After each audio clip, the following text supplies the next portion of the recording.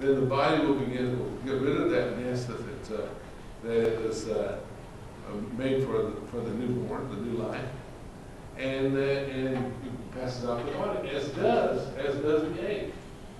And we call that, by the way, menstruation. And the interesting phenomenon is that if it's fertilized, it doesn't do that.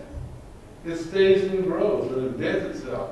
Now, does that happen just by chance? Or is there an intelligence guiding it? Well, we as chiropractors and chiropractic CAs and chiropractic wives and spouses, etc., understand that there is an intelligence. And from the time of conception until the time that you die, this intelligence runs your brain, runs your body, excuse me. And well, I didn't bring the slides with me today, and I should have.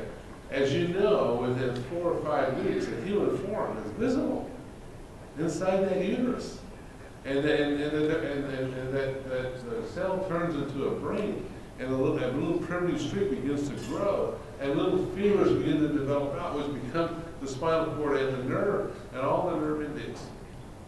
And from the time of conception until the time that you die, this intelligence runs your body in all of its forms, in your movement, in your organ functions, in your ability to see, your ability to hear, and even your ability to perceive, and your ability to think, and all your emotions. And then after the nervous system is fully developed, then and only then does the body, the new life begin to form, develop hearts and lungs and teeth and hair and skin and all those other organs that make us alive. And so this intelligence, as chiropractors, we call the inborn intelligence or the innate intelligence, which gets its energy, or I'm not sure what we would call it, from this great universal intelligence that controls the universe. And so there's organization in the whole universe, and each and every one of you are part of that organization of the universe within your own skin.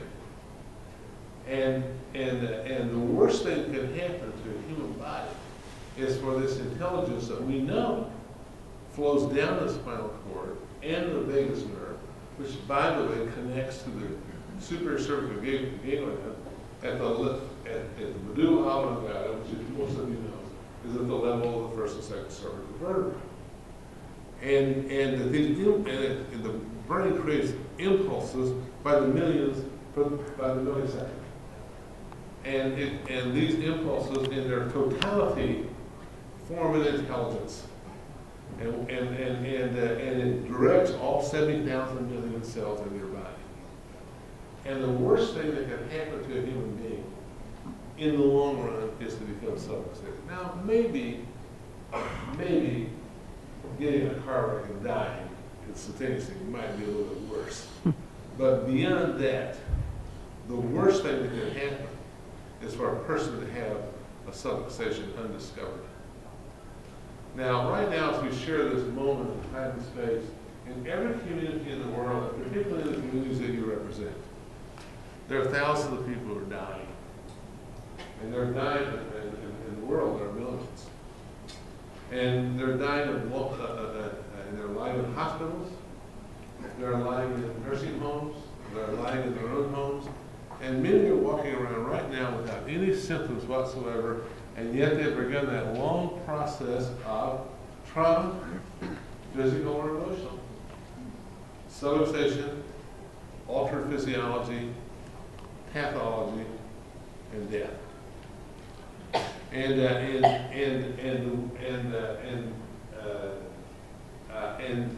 the reason that they're in the state of where they are is because somewhere along the line, their innate intelligence was altered.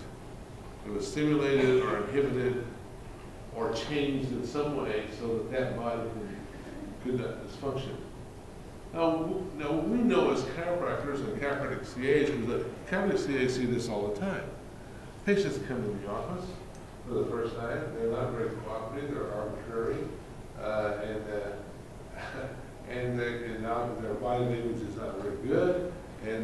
etc. And yet, we all recognize that after 2 or 3 or 4 or 5 sessions, depending on the individual and the circumstances, all of a sudden their body language gets good. If you notice that, and their movements change. And also their attitudes change as well. And also these people who are somewhat arbitrary turn into pretty darn nice people, isn't that true? Because you see, not only do some sessions alter the physiology of your body as it functions organ-wise, but also it changes your perception of the world. And as a person who's had pain, oh, I've had pain. I remember laying on that ground 20 years ago, well, 19 years ago, no, 21 years ago, paralyzed, in a terrible pain. Oh, I remember after laying there for a few days in pain, I remember how arbitrary I was and how difficult I was. You know, and why? Because pain does that to you, isn't that true? And so we're very much aware of how people relieve the pain under chiropractic care. In fact, I would say that I know in my own heart that I can take 10 people at any time in time and space and tell them in a few weeks they're going to be feeling so much better, and know that 9 out of 10 or 9.5 out of 10, I'll be right. But I think that our job goes beyond that. I think that not only does our job go beyond getting them out of pain, but I think that our job goes to the point where we get as good a structure in their spine as humanly possible, and the correction of their spine as humanly possible.